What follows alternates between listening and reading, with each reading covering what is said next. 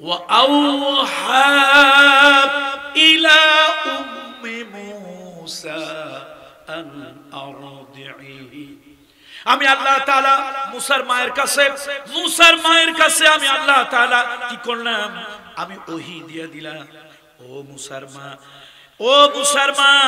وأوحينا إلى أم موسى أن أرضعيه فإذا خفت عليه فألقيه في اليم ولا تخافي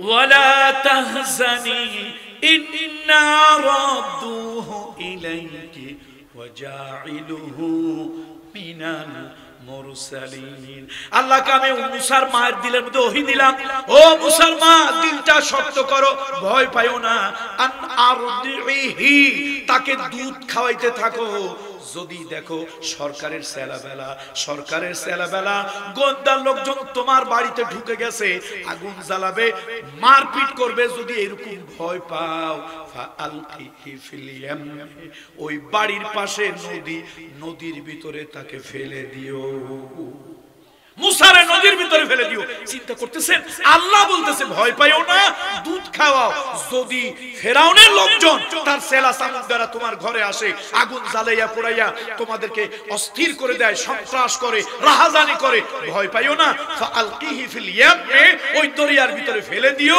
আমি আল্লাহ তোমার সাথে ওয়াদা করতেছি ইন্না রাদ্দুহু ইলাইকে আমি আল্লাহ তোর সাথে একটা ওয়াদা করতেছি মুসার মা ওই নদী থেকে উঠাইয়া তোর কোলেই বাচ্চা আমি ফিরাই দিই আপনারা কি কল্পনা করেন নদীতে ফেলা বাচ্চা কোথায় ফিরে যাবে আবার কোলে মায়ের কোলে ফিরে যাবে এই আপনার আমার এই ঈমান দিয়ে এটা তো বিশ্বাসই করতে হবে নাউযুবিল্লাহি মিন যালিক মার কিন্তু ঈমানটা ঠিক আছে মায়ের ঈমানটা ঠিক আছে মা দুধ খাওয়াইতে লাগলো আর মুসা আলাইহিস সালামের বোনকে পাহারাদার বানাইলো এই বাড়ির এলাকায় সরকার দলীয় কোনো লোকজন যদি দেখো গভর্নমেন্টের কোনো গোয়েন্দা সংস্থা যদি দেখো এসে বলবা একদিন মুসা আলাইহিস সালামের মা রান্না বান্না করতেছে তার বোন পাগলের মতো হয়ে হন্তদন্ত হয়ে ফিরে এসেছে মা সর্বনাশ হয়ে গেছে মা কি হইছে মা গো গভর্নমেন্টের লোকজন একেবারে আমাদের বাড়ির কাছাকাছি চলে আসছে আশেপাশের বাড়িগুলো চেক করতেছে কোন তাফসীরে এসেছে ছোট্ট বাচ্চা সাথে নিয়ে আসছে যেই শত্রুর বাড়ি বিরোধী বিপক্ষ দলের এখনকার দিনে আবার নিয়মও আলাদা পক্ষের লোকের বাড়ি চেক একরকম আর বিপক্ষের লোকের বাড়ি চেক আরেক রকম আবার আমার দেশের কিছু দলীয় পুলিশ আছে সন্ত্রাসী দলীয় সন্ত্রাসীদের সাথে তাদের সখ্যতা তারা কাঠের চশমা পরে রাস্তায় চলে এইজন্য পুলিশ সন্ত্রাসী ভাই সব সন্ত্রাসীকে দেখি এরকম হয় না কিছু আমি বলি আপনাদের পোশাককে আমি সম্মান করি এই পোশাকের ইজ্জত রাখবেন আর কখনো কোন দলীয় সরকারের এজেন্ডা বাস্তবায়ন করার জন্য কোন জালিম কোন স্বৈরাচারী তাদের এজেন্ডা বাস্তবায়নের জন্য জনগণের বুকের উপরে বুট দিয়ে চাপা দিবেন না আপনার বেতনের টাকা জনগণের ট্যাক্স থেকে হয় এখন মুসা আলাইহিস সালামের বোন যখন পাগলের মতো দৌড়ে আসছে মা রান্না বান্না করতেছিল অধিকাংশ তাফসীরে আমরা জানি কাঠের একটা বাক্স ছিল তার মধ্যে ফেলেছে কিন্তু ইবনে কাসির একটা এক্সেপশনাল কথা বলেছে জগৎ বিখ্যাত তাফসীর ইবনে কাসিরের এক বর্ণনা এসেছে যে মা রান্না বান্না করতেছিল আমরা বলি টুকরি কোথাও কয় ঝাঁকা ওই যে ময়লা টয়লা এটা সেটা বা খড়খুটা এখান থেকে সেখানে নেয় এটার আপনারা কি বলেন আঞ্চলিক ভাষায় টুকরি ঝাঁকা যেটাই হোক এরকম একটা ঝুড়ি এর মধ্যে মা কিছু রান্না বান্না বা কিছু জিনিস ছিল ওই লোক আসছে কথা শুনে মায়ের তো দিমাগ ঠিক নাই তাড়াতাড়ি মুসা আলাইহিস সালামকে এনে কিছু খড়খুটা বা কিছু ঘাস ঠাস দিয়ে ঢেকে ওটা নিয়ে গিয়ে বাড়ির পাশে যে বড় নদীটা নদীর মধ্যে ফেলে দিয়েছে আচ্ছা বলেন তো নদীর মধ্যে এরকম কিছু ফেললে ভেসে থাকবে না ডুবে যাবে কিন্তু একটা কথা বলেছে আমরা হুজুররা কথা বলে এটা আবার আপনারা মানেন কম যত বড় পিসাবি হই আমরা কইলে কিছু লোক আছে কয় হুজুররা মোল্লা মৌলবীরা আরে পরের বাড়ি খায় 6 মাসে বছর যায় কিন্তু ওই যে দাঁড়ায় দাঁড়ায় রাস্তার পাশে বিভিন্ন জায়গায় প্যান্টের বুতাম খুলে যারা দাঁড়ায় দাঁড়ায় ব্রাশ ফায়ার করে তারা যদি কোনো কিছু কয় না উনি একজন বিশেষ অজ্ঞ ওনার কথা গ্রহণ করা যায়। আমরা হুজুররা কইলে মানেন না, কিন্তু ওই জাতীয় লোক বললে ঠিকই মানেন। আমি নবম দশমের বিজ্ঞানের ছাত্র ছিলাম। জানি না আপনারা এখানে বিজ্ঞানের কেউ ছাত্র আছেন কিনা, যার ছাত্র জীবনে নবম দশম শ্রেণীতে বিজ্ঞান ছিল। আমাদের সময় আমরা একটা বিজ্ঞানের সূত্র পড়েছি, আর্কিমিডিসের সূত্র, তরল পদার্থের ঊর্ধ্বচাপ। বলুন তো সূত্রটার নাম কি? তরল পদার্থের ঊর্ধ্বচাপ। অর্থাৎ আর্কিমিডিস পৃথিবীতে প্রথম আবিষ্কার করলেন, কোন তরল পদার্থের উপরে কোন বস্তু স্থাপন করা হলে ওই বস্তুকে তরল পদার্থ নিচের দিক থেকে ঊর্ধ্বমুখী চাপ প্রয়োগ করে রাখে। এটা আবিষ্কার যিনি করলেন তার নাম কি? একটু আওয়াজ দিয়ে চিৎকার করে বলেন, তার নাম কি? আর্কিমিডিস। আল্লাহ তাআলার কুদরত, আমার আল্লাহর কুদরত। মূসা আলাইহিস সালাম নদীতে তাকে ফেলে দেওয়া হলো। আমার আল্লাহ জানায় দিলেন, ও দরিয়ার পানি নিচের থেকে ঊর্ধ্বমুখী চাপ দাও, দরিয়ার পানি নিচের থেকে ঊর্ধ্বমুখী চাপ প্রয়োগ করো। আর আল্লাহ তাআলা বাতাসকে হুকুম দিলেন, বাতাস ঢেউয়ের তালে তালে ভাসিয়ে তুমি মূসাকে ফেরাউনের বাড়ি নিয়ে যাও। এইটা আবেগটা ভালো, দিনের জন্য আবেগ ভালো।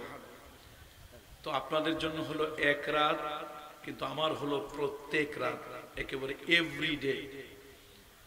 তো আল্লাহর মেহেরবানি, একটু অসুস্থ হলেও বেইজনিল্লাহ বেমাশিয়াতিল্লাহ ইনশাআল্লাহ তাআলা আমি ফাঁকি দেব না।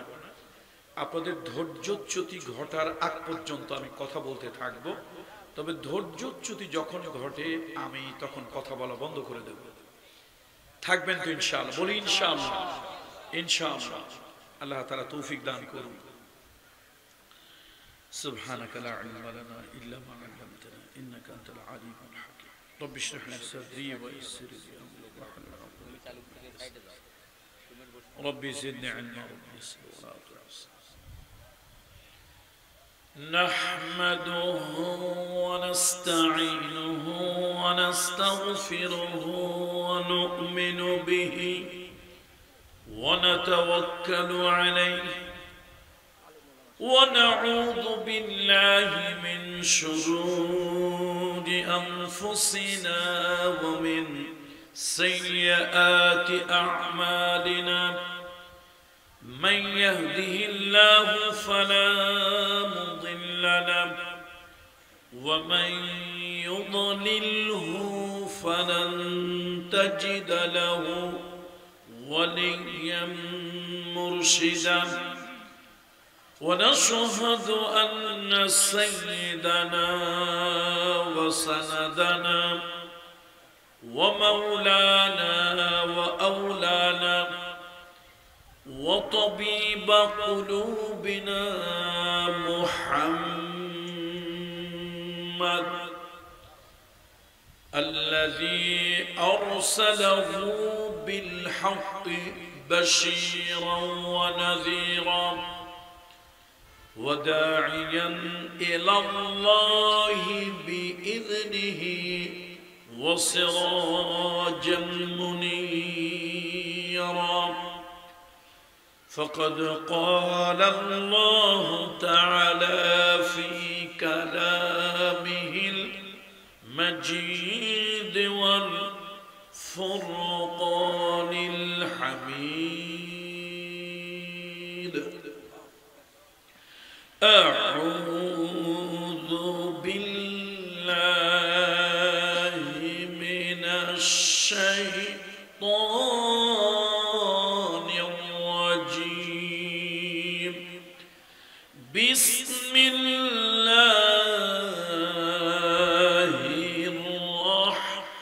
الرحمن الرحيم. إنه لقول فصل وما هو بالهزل. إنهم يكيدون كيدا وأكيد كيدا. فمهل الكافرين أمهلهم رويدا وقال الله تعالى في آيات أخرى ومكروا ومكر الله والله خير الماكرين آمنت بالله إن الله وملائكته يصلون على النبي يا أيها الذين آمنوا صلوا عليه وسلموا تسليما اللهم صل على محمد وعلى آل محمد كما صليت على إبراهيم وعلى آل إبراهيم إنك حميد مجيد আসুন সকলে জবান খুলে সমবেতভাবে আমার সাথে একটি কাসিদা পাঠ করবেন কবিতা এই কাসিদা লিখেছেন জগৎ বিখ্যাত একজন কবি যার পরিচয় হলো তিনি আধ্যাত্মিক কবি মরমী কবি সুফি কবি ভালোবাসার কবি সে কবির নাম হলো আল্লামা শেখ সাদী রহমতুল্লাহ আলাইহি তার সেই জগৎ বিখ্যাত কাসিদা মানবতার বন্ধু মানবতার শিক্ষক সকল সৃষ্টির জন্য যিনি রহমত সেই রহমতের নবীর প্রতি কাসিদাটা আমরা সকলে সমবেতভাবে পড়ব সকলে জবান খুলে পড়ব তবে অনেকে এটাকে দুরূদ শরীফ মনে করেন দুরূদ মনে করে পড়েন এটা নিঃসন্দেহে একটি বেদাত আমল আর বেদাত আমল যতই হোক আল্লাহর কাছে তার 2 পয়সা গ্রহণযোগ্যতা নাই সকলে কাসিদাটা আমরা পড়ি ভালোবাসার কবির প্রতি ভালোবাসা নিয়ে বালাগাল উলা বিকামালিহি কাশাফাদ দুজা বিজামালিহি حسنت جميع خصاله صلوا عليه وآله هنا يفول تو بلبل کا ترنم بھی نہ ہو چمن دہر میں کلیوں کا تبسم بھی نہ ہو بلغ العلا بکمالہ کشف الدجا بجمالہ حسنت جمیع خصالہ صلوا عليه وآله الحمد لله ثم الحمد لله وأما بعد উত্তরবঙ্গের অত্যন্ত ঐতিহ্যবাহী বগুড়া মহানগরী বগুড়ার অন্তর্ভুক্ত গোদারপাড়া কেন্দ্রীয় ঈদগাহ মাঠ কমিটির উদ্যোগে আয়োজিত অধ্যকারে আজিম ও শান তাফসীরুল কোরআন মাহফিল এই আজিম ও শান তাফসীরুল কোরআন মাহফিলের সম্মানিত সভাপতি মহোদয় জনাব আলহাজ অধ্যক্ষ প্রফেসর মাওলানা মোহাম্মদ আব্দুল মান্নান সাহেব হাফিজাহুল্লাহ, সাবেক অধ্যক্ষ মহোদয় সরকারি গাবতলী কলেজ বগুড়া, আল্লাহ তাআলা আমাদের আজকের সভাপতি মহোদয়কে দীর্ঘ সুস্থ নেক হায়াত দান করুন। দেশ জাতি ধর্ম আত্মপীড়িত বুভুক্ষ ক্ষুধার্ত মানুষের সেবায় আল্লাহ তাআলা তাকে দীর্ঘদিন সুস্থ হায়াত দিয়ে বাঁচিয়ে রাখুন। আজকের মাহফিলের সম্মানিত প্রধান অতিথি জনাব মোহাম্মদ রিজাউল করিম বাদশাহ, বিশেষ অতিথি মোহাম্মদ আসগর আলী সাহেব সহ অন্যান্য সম্মানিত সম্ভ্রান্ত অতিথিবৃন্দ, আকাশের নক্ষত্র তুল্য হাজারাত উলামায়ে কেরাম, আইম্মায়ে মাসাজিদ, আল্লাহ তাআলা আমার জাতির শ্রেষ্ঠ সন্তান, জাতির আকাশে নক্ষত্র তুল্য এই সকল আলেম উলামা ইমাম খতিবদের দীর্ঘ সুস্থ নেক হায়াত দান করুন। কোরআন এবং সুন্নাহর আলোকে রাহনুমাই করার জন্য দীর্ঘদিন পর্যন্ত সুস্থ হায়াত দিয়ে আল্লাহ তাআলা বাঁচিয়ে রাখুন।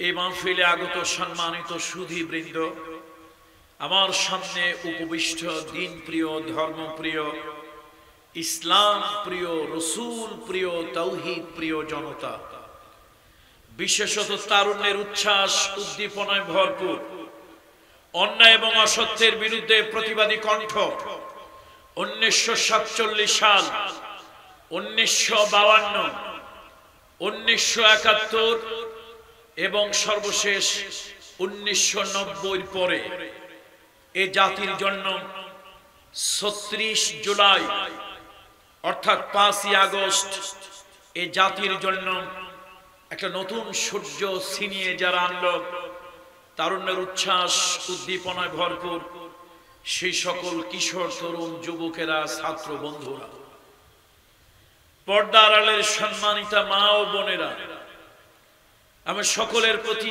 শ্রেণী মোতাবেক শ্রদ্ধা, ভালোবাসা ও স্নেহ জ্ঞাপন করছি। আসুন আমরা সকলে আকাশ এবং জমিনের মালিক, সকল সৃষ্টির যিনি স্রষ্টা খালিক, আমরা সে আল্লাহর কুদরতি কদমের সামনে আবেগ নিয়ে, ইমোশন নিয়ে সেজদায় লুটিয়ে পড়ি এবং সকলের হৃদয়ের গহীন থেকে আবেগ নিয়ে পড়ি আলহামদুলিল্লাহ।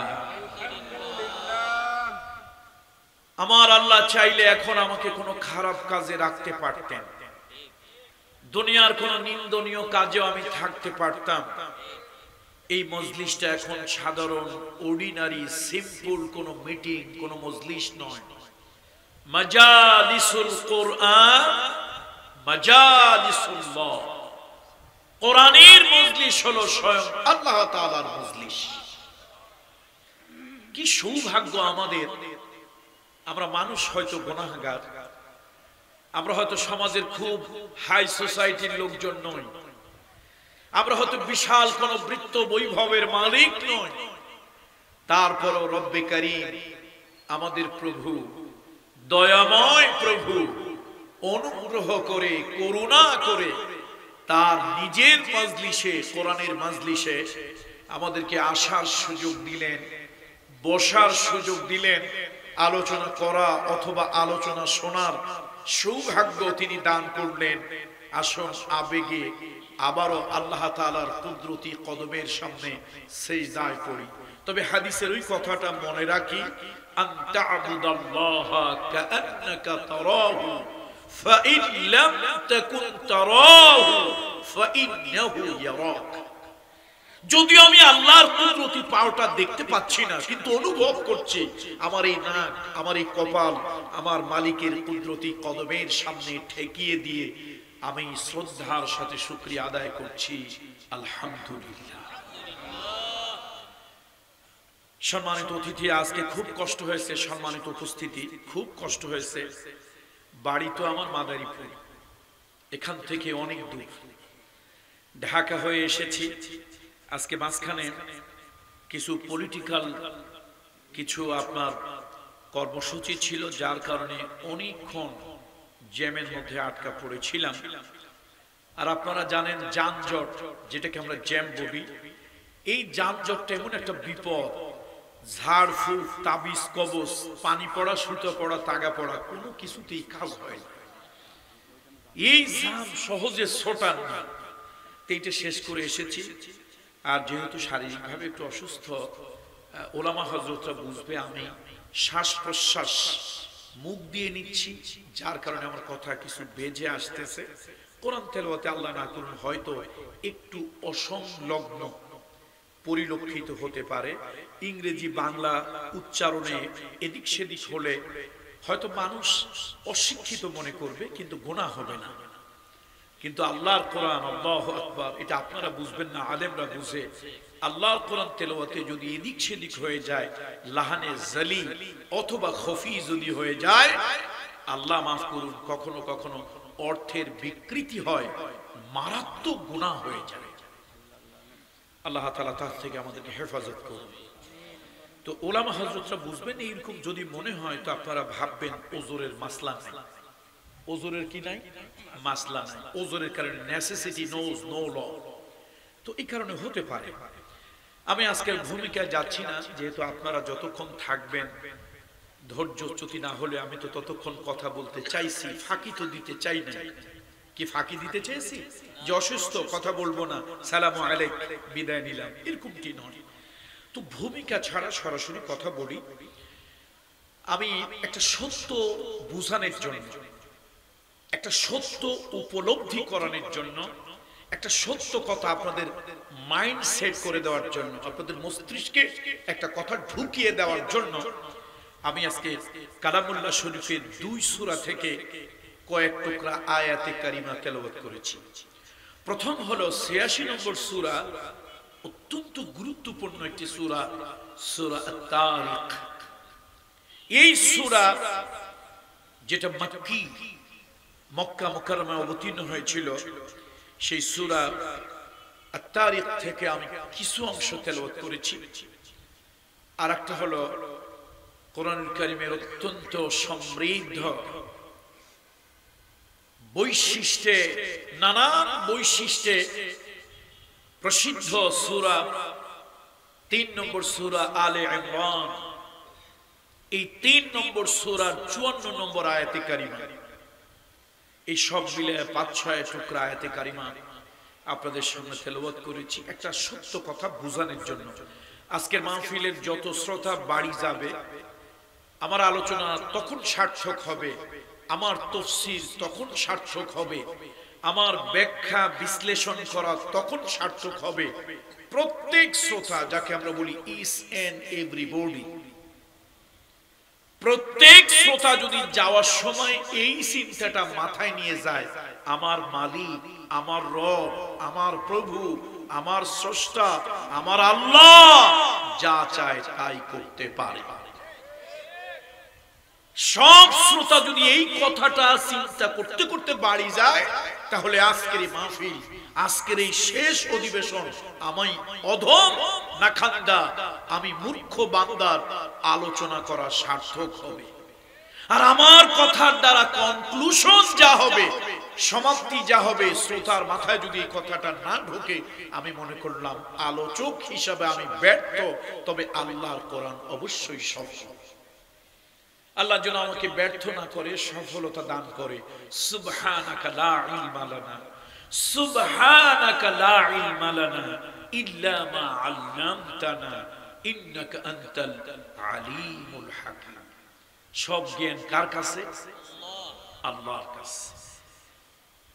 তাহলে আসুন আমরা মূল আলোচনায় যাচ্ছি। এই আয়াতের অনুবাদ নয়, আয়াতের আলোকে কথা। এই আয়াতের তাফসীর নয়, আয়াতের আলোকে কথা। অনেকটা বলা যায় জুমলায় মুতারিজা। আপনারা বুঝবেন না, আলেমরা বুঝবেন। বন্ধুরা আমার, মুরব্বীরা আমার, এই দুনিয়ায় तमाम পৃথিবীর মানুষ যদি একটা চায়, আর আকাশ এবং জমিনের যিনি মালিক, সকল কায়নাতের যিনি খালিক, ওই আল্লাহ তাআলা যদি অন্য আরেকটা কিছু চায়, तमाम দুনিয়া মিলে যা চায় তা হবে না। আমার রব, আমার মালিক, আমার আল সাম্রাজ্যের মালিক, সেই যুগে এত বড় সাম্রাজ্যের মালিক, এটা কোন কথা না। তো একদিন স্বপ্ন দেখতেছে, আকাশে একটা তারকা উদয় হয়েছে, সেই তারকার আলোতে পৃথিবী আলোকিত হয়েছে। তবে বাতি, ল্যাম্প, কুপি, মোমবাতি ধরালে তার নিচে যেরকম অন্ধকার পড়ে, বাদশাহ স্বপ্নে দেখলো তারকার আলো, প্রজ্বলিত আলোতে তাম দুনিয়া আলোকিত হয়েছে ঠিক, কিন্তু ওই তারকার নিচে এক টুকরা অন্ধকার এসে তার রাজ সিংহাসন আমাবস্যার রাতের মতো অন্ধকারে ঢেকে দিয়েছে। তার রাজ সিংহাসন অন্ধকারে ম্লান হয়ে গিয়েছে। চিন্তা করতেছে, কি স্বপ্নে দেখলাম, কি দেখলাম, কি দেখলাম। আমরা যখন ছাত্র জীবনে পড়াশোনা করেছি, তখন আমাদের উস্তাদরা এই জালালাইন শরীফের সূরা আস-সাফ, এই সূরার তাফসীর পড়াতে গিয়ে আমাদের উস্তাদের আমাদেরকে পড়িয়েছেন। জালালাইনের হাসিয়ার ভিতরে এসেছে স্বপ্ন হলো তিন প্রকার। একটা হচ্ছে হাদিসুন নফস, কল্পনা প্রসূত স্বপ্ন। যারা যা দিন ধরে কল্পনা করে, উঠে রাতের বেলায় স্বপ্ন দেখে, যে টাকা গোনে, যে মোটরসাইকেল চালায়, সার জাকাত, এটা রাতের বেলা দেখে। মানে স্বপ্ন যে বেশি করে, দিনের স্বপ্ন রাতের স্বপ্ন ওইরকম হয়। আর একটা হচ্ছে তাসবিলুশ শয়তান। শয়তান মানুষের ঈমান ধ্বংস করার জন্য একটা রোগ হয়েছে, অনেক বছর ভালো হয় না, রোগটা শরীরটা, স্বাস্থ্যটা ভালো হয় না। স্বপ্নে দেখতেছে এক নতুন পীরের ল্যাংটা বাবা, কালু বাবা, ফটিক শাহ বাবা, বদনা শাহ, এরকম এক বাবা আছে, জীবনভর নামাজ কালাম পড়ে নাই, ল্যাংটা হয়ে থাকতো। এই বাবাকে বেঁচে থাকতে মানুষ মামু বলতো, মরে যাওয়ার পর বাবা বলতো। সেই লোকটার কবরে 5 কেজি চাল, 2টা মুরগি, 1 সের ডাল, এটা দিয়ে একটা সেজদা দিলে রোগটা ভালো হয়ে গেছে। কি দেখছে সে? স্বপ্ন। বলেন কি দেখছে? স্বপ্ন।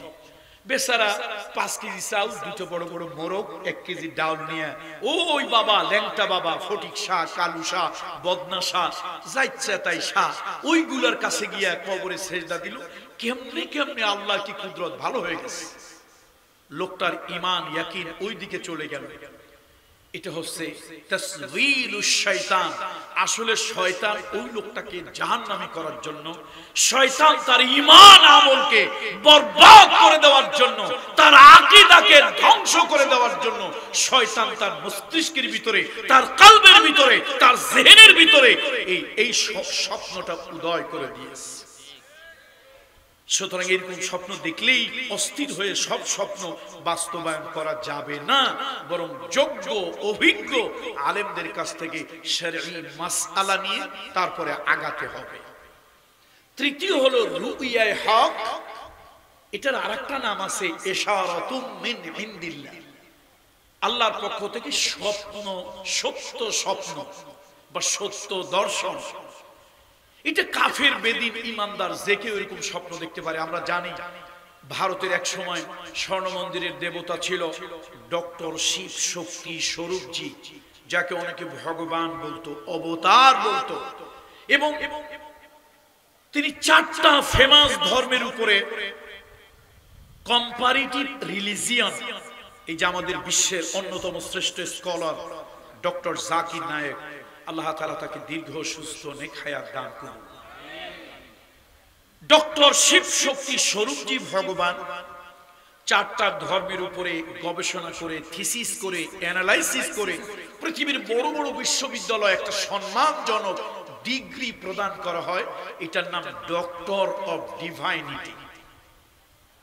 এই ডিগ্রিটার নাম কি? Doctor of divinity. Doctor Shiv Shakti Swarupji তিনি এই ডিগ্রি অর্জন করেছিলেন। তিনি অমুসলিম থাকা অবস্থায় রাসূলুল্লাহকে এবং 4 খলিফাকে স্বপ্নে দেখেছিলেন। কোরআন শরীফ সাক্ষী, আমি আন্দাজে আবেগে কথা বলছি না। এই রুইয়ায়ে হক বা সত্য স্বপ্ন ইমানদারও দেখতে পারে, কাফেরও দেখতে পারে। স্বপ্নটা কে দেখিয়েছে? আল্লাহ। কার পক্ষ থেকে এসেছে? এই জন্য এই স্বপ্নের আরেক নাম হলো ইশারাতুম মিন ইনদিল্লাহ। এটা আল্লাহর পক্ষ থেকে ইশারা। নমরুদ শুয়ে আছে, পৃথিবীর 4 জন দৌর্দণ্ড প্রতাপ ক্ষমতাশালী 4 জনের একজন, সেই প্রাচীন যুগের কথা স্বপ্ন দেখল। আকাশে উজ্জ্বল নক্ষত্র, উজ্জ্বল তারকার উদয় হয়েছে। ওই তারকার আলোতে আলোকিত হয়েছে দুনিয়া। কিন্তু ওই তারকার নিচ থেকে একটু অন্ধকার এসে আমাবস্যার রাতের মতো তার সিংহাসন অন্ধকারে ম্লান হয়ে গেছে, অন্ধকারে ঢেকে গেছে। নমরুদ সকালবেলা উঠে শান্তি লাগে না, ভালো লাগে না। বলল, তোমরা তাড়াতাড়ি জ্যোতিষী, জ্যোতির্বিজ্ঞানী, অ্যাস্ট্রোলজার যারা আছে, যারা গোনা বাছা করে, ওই লোকগুলোকে আনো। আমি কি স্বপ্ন দেখলাম আমাকে বলো। বিভিন্ন জায়গা থেকে পণ্ডিত, পুরোহিত, লোকজন আনা হলো। তারা সব কিছু শুনে বিশ্লেষণ করলেন। ওগো মহারাজ, আপনি যে স্বপ্ন দেখেছেন, আকাশে যে তারকা, আসলে তারকা নয়, সে হলো আল্লাহর পয়গম্বর, আল্লাহর নবী। নবীর আবির্ভাব হবে। আর যে আলো দেখেছে, এটা হলো হেদায়েতের আলো, এটা হলো হেদায়েতের নূর। এই জন্য আল্লাহর দ্বীনের হেদায়েত যাদের কাছে আছে, তার শিক্ষায়, তার জ্ঞানে, তার মস্তিষ্কে আলো আছে। 14 বার যদি ডক্টরেট ডিগ্রি করা হয় আর আল্লাহর হেদায়েত যদি না থাকে, ও মূর্খ, ও জাহিল, ওর গোটা জেহেনের ভিতরে আছে অন্ধকার। ও ক্যামব্রিজে পড়াশোনা করুক, হার্ভার্ডে পড়ুক, ঢাকা বিশ্ববিদ্যালয়, রাজশাহী বিশ্ববিদ্যালয়, যেখানে ছাত্র হোক, প্রফেসর হোক, ডাক্তার হোক, ডক্টর হোক, ও মূর্খ, ও জাহিল। তার কারণ ওর কাছে কি নাই? আলো নাই, আলো, হেদায়েতের আলো নাই। হেদায়েত মানে হলো নূর, নূর, আলো। এটা থাকতে হবে। ডক্টর মোহাম্মদ শহীদুল্লাহ, আল্লাহ তাআলা তাকে জান্নাতে ভালো উচ্চ একটা মাকাম দান করুন। ঢাকা বিশ্ববিদ্যালয় বাংলা সাহিত্যের তিনি অধ্যাপক, ডক্টর শহীদুল্লাহ। আবার ওই ঢাকা বিশ্ববিদ্যালয়, আমার বিশ্ববিদ্যালয় ঢাকা বিশ্ববিদ্যালয়, আমি যে বিশ্ববিদ্যালয়ের প্রাক্তন ছাত্র, আমার বিশ্ববিদ্যালয়ের একই ডিপার্টমেন্টে আরেকজন হলো হুমায়ুন আজাদ। নাম কি? যদিও লোকে তারে আজাদ বলে, আমি চিন্তা করি কি এরকম একটা মূর্খ আজাদ কেমনে হয়? ও তো আজাদ। বই লেখছে, বইয়ের নাম হলো দ্বিতীয় লিঙ্গ। বইয়ের নাম কি? দ্বিতীয় লিঙ্গ। কেমন খবিশের খবিশ। হুমায়ুন আহমেদ না, কি বলছি? পাবলিক আবার পেস লাগায় অনেক সময়। হুজুরদের কিছু লোক আছে হিংসুক, ওরা হুজুরদের ওয়াজ হেদায়েতের জন্য শোনে না, এই ওয়াজে ভুল ধরার জন্য শোনে। তো টেরায় টেরায় চায় আর বাঁকা কানে শোনে। 2.5 ঘন্টার ওয়াজে ও একটা হেদায়েতও পায় নাই, কপাল পোড়া, কিন্তু কথা একটা পাইছে। এই হুমায়ুন আহমেদ রে এরকম একটা খারাপ কথা বললো, আমি কিন্তু হুমায়ুন আহমেদ বলিনি। এরকম কিছু পাবলিক, এরকম কিছু পাগল বগুড়ায় বোধহয় নাই নাকি? আছে, মক্কায়ও গাধা আছে, সব জায়গায় গাধা দুই একটা থাকে। বন্ধুরা আমার, ডক্টর মোহাম্মদ শহীদুল্লাহ বাংলা ডিপার্টমেন্টের টিচার, তিনি একজন শিক্ষক, যিনি বলেছিলেন, তুমি যতই পড়াশোনা করো, তোমার রব, তোমার প্রভু, তোমার স্রষ্টা, তোমার সৃষ্টিকর্তার জ্ঞান যদি না থাকে, তুমি মূর্খ, তুমি মূর্খ, তুমি রাস্কেল। আর হুমায়ুন আজাদ স্রষ্টায়, সৃষ্টিকর্তায়, পরকালে অবিশ্বাসী ছিল। একই ডিপার্টমেন্ট, দুইজনই ডক্টর, দুইজনের চরিত্র স্বভাব সম্পূর্ণ আলাদা। বন্ধুরা আমার, মহামহিম স্রষ্টা সৃষ্টিকর্তার যে জ্ঞান, ওটা নূর, ওটা আলো। জ্যোতিষীরা বলছে নমরুদকে আপনি যেটা দেখেছেন ওই তারকা নয়, সে হলো একজন পয়গম্বর। আর যে আলো এটা হচ্ছে হেদায়েতের আলো, নূরের আলো দেখেছেন। তো কি করা যায়? বলে এই পয়গম্বর মায়ের উদরে, মায়ের পেটে আসবে, খুব তাড়াতাড়ি আসবে, এবং ওই যে আলো সে প্রাপ্ত বয়স্কে, পরিণত বয়সে সেই আলো ছড়িয়ে দেবে, হেদায়েতের আলো, তাওহীদের আলো ছড়িয়ে দেবে। নমরুদ চিন্তা করলো আমার ক্ষমতা যাবে, এটা তো সহ্য করে নেওয়া যায় না। কি করো, আমার ক্ষমতা ধরে রাখার জন্য যা করা লাগে তাই করো, অর্থাৎ কোন মায়ের গর্ভে সন্তান যেন যেতে না পারে, সারা দেশের ভিতরে একটা ত্রাস সৃষ্টি করো, ত্রাস। ওটা হলো পুরান যুগের ফেরাউন নমরুদ। এই লেটেস্ট যুগেরও কিছু নমরুদ ফেরাউন আছে, তারাও তাদের ক্ষমতা ধরে রাখার জন্য, নিজের ক্ষমতার চেয়ারটাকে দীর্ঘায়িত করার জন্য সারা দেশের নিরীহ জনগণের ভিতরে ত্রাস সৃষ্টি করে। এরকম এই যুগেরও কিছু নমরুদ থাকে। জোরে বল ঠিক কি না? তাফসীর কাদেরীর ভিতরে এসেছে নানান কৌশল গ্রহণ করলো যাতে করে সেই পয়গম্বর রূপী সন্তানটা মায়ের পেটে আসতে না পারে।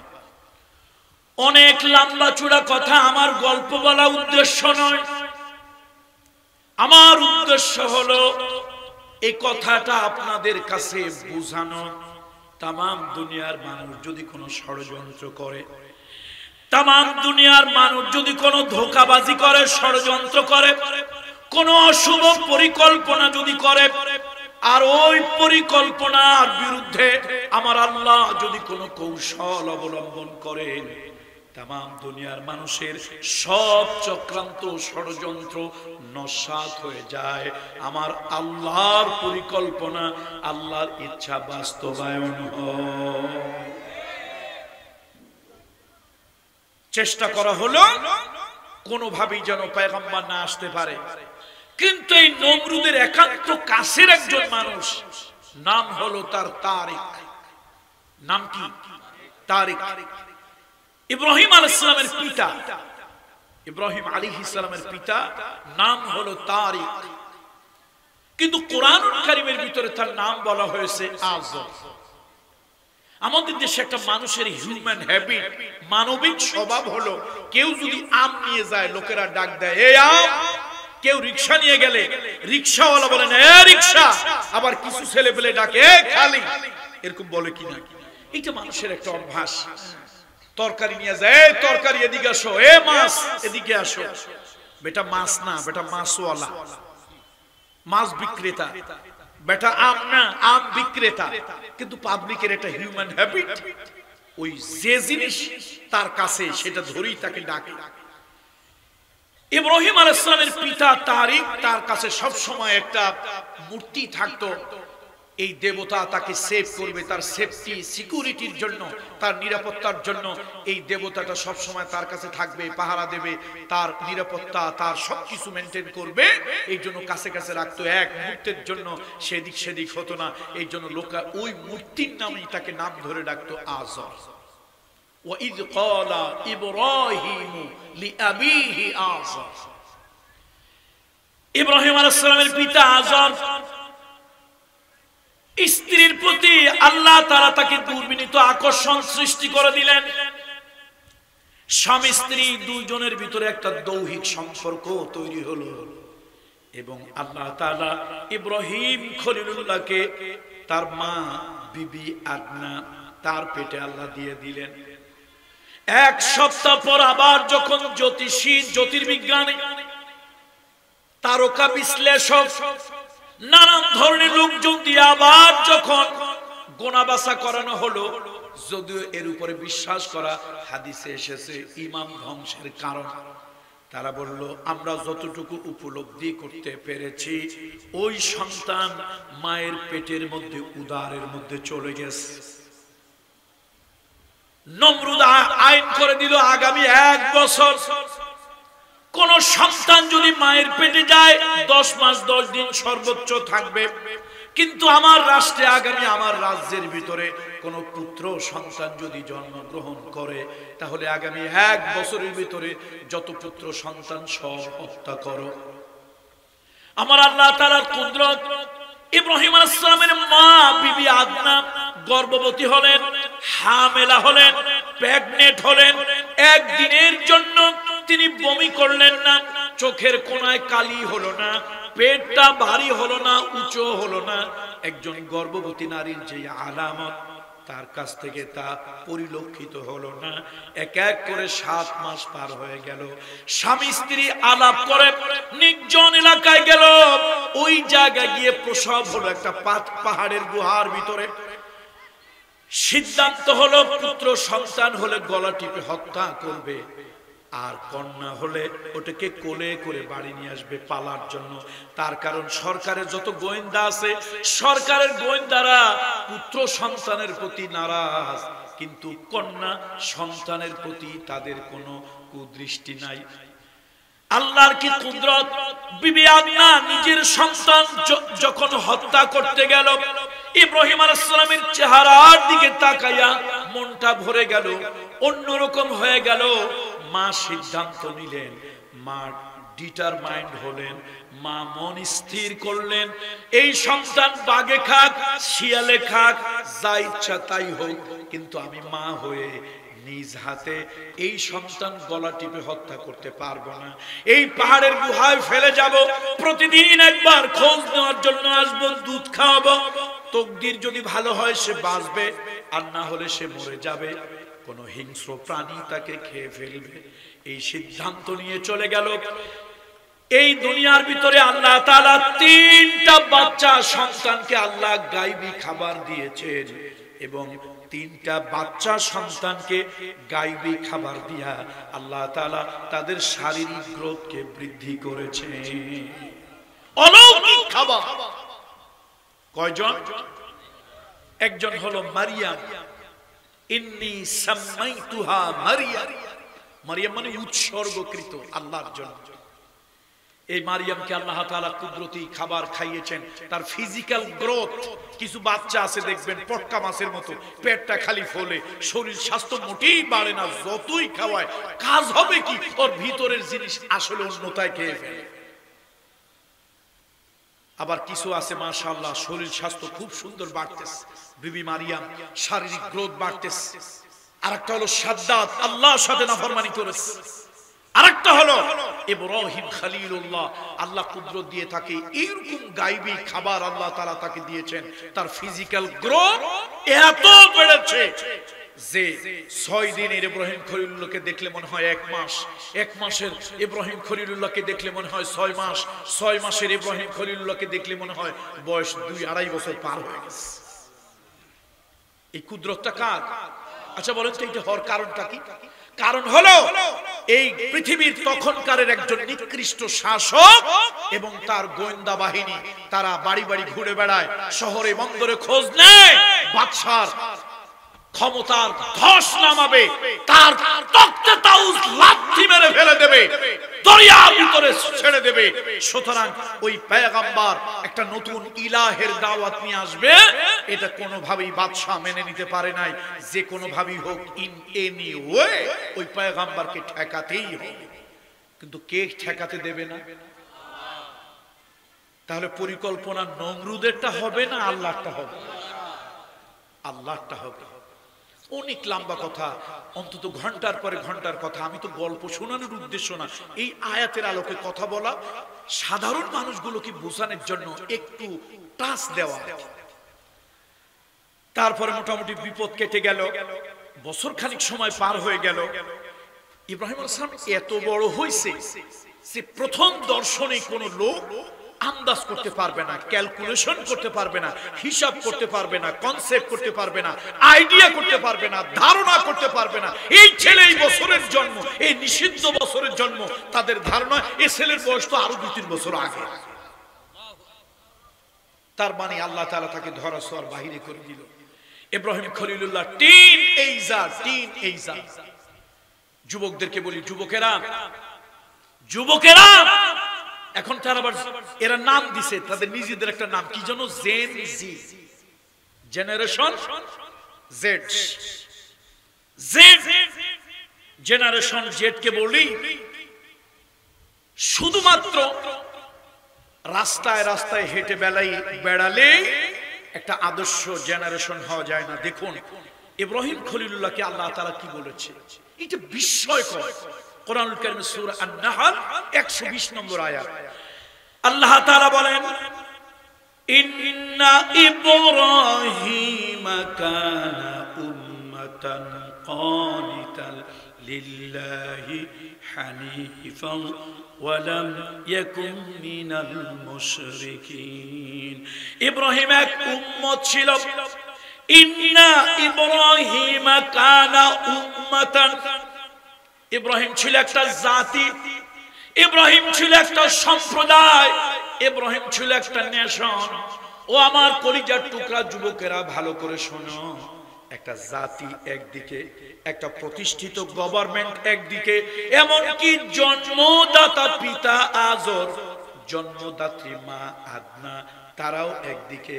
এক কথায় একটা দেশে 5 কোটি মানুষ যদি হয়, 1 কোটি মানুষ যদি একটা জাতিতে হয়, সব মানুষ একদিকে আর একজন মানুষ একদিকে। তিনি একটা আদর্শের উপরে আছেন, সত্যের উপরে আছেন। এই জন্য আল্লাহ তাআলা ইব্রাহিম আলাইহিস সালামকে একাই একজন জাতি হিসাবে স্বীকৃতি দিয়েছেন। আল্লাহু আকবার। একজন ব্যক্তি, একটা জাতি, একটা nation. Can you imagine it? আপনি কি কল্পনা করতে পারেন একটা লোক একটা জাতি কেমনে হবে? একটা গভর্নমেন্ট একদিকে, তার গোয়েন্দা বাহিনী একদিকে, তার সেনাবাহিনী, তার নিরাপত্তা বাহিনী একদিকে, গোটা জাতির লোকজন একদিকে, এক আদর্শে, আর একজন মাত্র ব্যক্তি একটা আদর্শের উপরে। সেই জায়গায় ইব্রাহিম আলাইহিস সালাম দমে যায় নাই, থেমে যায় নাই। মামলা, হামলা, জেল, জুলুম, জরিমানা, অত্যাচার, নির্দয়, নিষ্ঠুর, পৈশাচিক আচরণ, এটা মোটেই ভয় করেন। এই সাহসিকতার কারণে আল্লাহ একজনে কি বলেছেন, আপনি বলেন না আমার সাথে একটু, একজনে কি বলেছেন? একটা উম্মাহ, জাতি বলেছেন, একজনকে একটা জাতি। মানে তোমার ওদেরকে আমি বানাই দিছি এক জাতি, তুমি হইলাম আর এক জাতি। তুমি সত্যের উপরে আছো, তুমি মুশরিক নও, তুমি হিপোক্রেট, মুনাফিক নও, তুমি একটা জাতি। সুতরাং হতেই যদি চাও ইব্রাহিমের সন্তান, আমাদের জাতির পিতাকে, জাতির পিতাকে মিল্লাতা আবিকুম ইব্রাহিম হুয়া সাম্মাকুমুল মুসলিমিন। আমাদের জাতির পিতা ইব্রাহিম একাই একদিকে, একজন মানুষ একদিকে। আল্লাহ তাআলা তাকে উম্মাহ বললেন। ইব্রাহিম আলাইহিস সালাম পরিকল্পনা গ্রহণ করলেন, এই জাতির ভুল ভাঙাতে হবে, এই জাতিকে অন্ধকার থেকে আলোর পথে টেনে নিয়ে আসতে হবে। একদিন লোকেরা এসে বলল, হে ইব্রাহিম চলো, আজকে একটা মেলা হবে, ওই মেলায় নাচ হবে, গান হবে, জুয়া হবে, কত কিছু হবে, সব ধরনের আনন্দ ফুর্তি হবে, চলো আমরা আজকে মেলায় যাব। কোরআন শরীফ সাক্ষী দেয়, ফানাযারা নাযারাতাম ফিন নুজুম ফাকালা ইন্নী সাকিম। তিনি আকাশের দিকে তাকালেন আর বললেন, আমি হলাম অসুস্থ। ইব্রাহিম আলাইহিস সালাম সুস্থ, কিন্তু তিনি কি বলেছেন বলেন? জবাব দেন, আমার সাথে কথার জবাব দেন। তিনি কি সুস্থ, অথচ তিনি কি বলতেছেন? আমি অসুস্থ। আর আল্লাহ আবার তার সম্পর্কে কি বলে? কোরআন, এটা বাপে বানানো কোনো কথা, আব্বা হুজুরের কথা নয়, কোরআন শরীফ দলিল। আল্লাহ তার সম্পর্কে উঠে বলতেছে, ওয়াযকুর ফিল কিতাবি ইব্রাহিম ইন্নাহু কানা সিদ্দীকান নাবিয়্যা। এই কিয়ামত পর্যন্ত জনগোষ্ঠী শোন, আমার ইব্রাহিম সত্যবাদী। তাহলে তিনি হইলেন সুস্থ, তিনি বলেন আমার সাথে কথা বলেন, তিনি হইলেন, বললেন তিনি অসুস্থ, আল্লাহ কয় তিনি সত্যবাদী। কথা একটা পেশ লাগলো না? ইব্রাহিম আলাইহিস সালাম সুস্থ না অসুস্থ? সুস্থ, কিন্তু তিনি বলেছেন কি? আল্লাহ মাফ করুন, আমাদের ভাষায় এটা অসত্য কথা, মিথ্যা কথা বলবো, এটা বেয়াদবি। পয়গম্বরদের শানে কথাটা বলা কি বলুন, বেয়াদবি। তিনি সুস্থ বলছেন আমি অসুস্থ, তাহলে আমাদের জ্ঞানে মনে হচ্ছে কথাটা কি অসত্য। বলুন, এটা হলো ভদ্র ভাষা। বলুন, কথাটা কি মনে হচ্ছে অসত্য। এখন আল্লাহ উঠে কোরআন শরীফে বলতেছে, শোনো, কিয়ামত পর্যন্ত তসলিমা নাসরিনের খালাতো ভাই মুরগি কবিরের চাচতো ভাই, তোমরা ভালো করে শোনো, জাফর ইকবালের আপন ভাই, তোমরা ভালো করে শোনো, ইন্নাহু কানা সিদ্দিকান নবিয়্যা, খবরদার আমার ইব্রাহিমের ব্যাপারে চিন্তা ভাবনা করতে, কথাবার্তা বলতে একটু সাবধান হবে, আমার ইব্রাহিম সত্যবাদী। কে বলতেছে? কে বলতেছে? তো কথা কেমন হয়ে গেল না? তিনি সুস্থ বললেন অসুস্থ, আল্লাহ কয় তিনি সত্যবাদী। আসলে ব্যাপারটা হলো একটা পেশ। নবীরা হলেন জাতির গার্ডিয়ান, অভিভাবক। জাতি যদি ধ্বংসের দিকে যায়, জাতি যদি জাহান্নামের দিকে যায়, জাতি যদি ঠকবাজি, প্রতারণা ইত্যাদির দিকে যায়, ওই জাতির অভিভাবক হিসেবে নবী কখনোই মানসিকভাবে সুস্থ থাকতে পারে না। নবী আলা সিলসিলা আছে না বন্ধ হয়ে গেছে? নবী সিলসিলা বন্ধ হয়ে গেছে, নবীদের ওয়ারিসের সিলসিলা আছে আলেম। সুতরাং রাজনীতিবিদরা ভালো করে শোনেন, যারা রাজনীতি করেন ভালো করে শোনেন, এই জাতির দুর্দিন দুর্দশা দেখলে আলেমরা কথা বলে, আপনারা আলেমদের বিরুদ্ধে সাপের মতো ফনা তোলেন, আলেমদের উপরে ক্ষিপ্ত হন, আলেমদের ব্যাপারে নানান মন্তব্য করেন।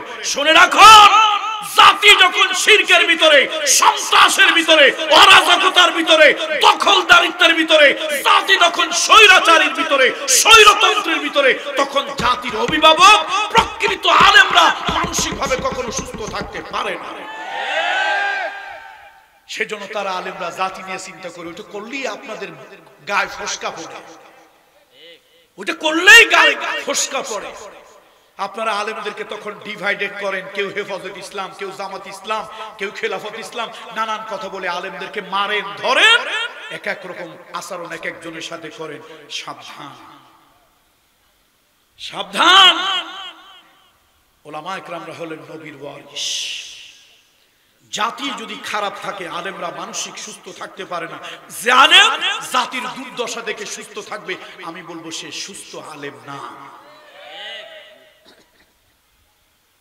বন্ধুরা, জাতি কোথায় চলে গেল? মেলায় চলে গেছে, মেলায়। ইব্রাহিম আলাইহিস সালাম চিন্তা করলেন, গোটা জাতি একদিকে, তিনি একদিকে। আল্লাহ তাকে কি বলেছেন? সে নিজে একটা জাতি, একটা উম্মাহ। তিনি একটা পরিকল্পনা করলেন, তাদের দেবালয়, উপাসনালয় ঢুকে একটা পরিকল্পনা করলেন। এবার লোকেরা ফিরে এসে দেখলো সর্বনাশ, তুফান হয় নাই, ঝড় হয় নাই, টর্নেডো, সাইক্লোন হয় নাই, অথচ দেবালয়ের ভিতরে উল্টাপাল্টা কাজ কারবার। ডাকলো গোয়েন্দাদেরকে, এই ডিজিএফআই, এনএসআই, এসবি, কারা কারা আছেন? ওদের ভাষা বলে মোবাইল, তাদের ভাষায় কি বলে? মোবাইল। গোয়েন্দা সংস্থাকে ডাকা হলো। গোয়েন্দা সংস্থা এসে মাথার ঘাম পায়ে পড়লো, কিন্তু রহস্য উদ্ঘাটন করতে পারলো না। করলো কি, হইল কি? গোটা জাতি একটা খোদার উপাসনা করে, আর সেখানে এরকম একটা ঘটনা ঘটলো। ব্যাপারটা কি? শেষে সবাই মিলে চিন্তা করলো, আমাদের খোদার কাছে যাই। খোদা না হুদা? নাম কি? মিস্টার নমরুদ। নাম কি? এই মিস্টার নমরুদের কাছে জাতি মিলে গেল, গিয়া কয়, খোদা এরকম এরকম ঘটনা ঘটছে, এখন কি করা যায়? নমরুদ আসছে। নমরুদ এসে একটু বুদ্ধি খাটাইলো। আচ্ছা বলেন তো, নমরুদের বুদ্ধি আছে না নাই? এ ভাই শোনেন, পৃথিবীতে যারাই ক্ষমতা, যতটুক চালাক, বুদ্ধি থাকা লাগে ভাই।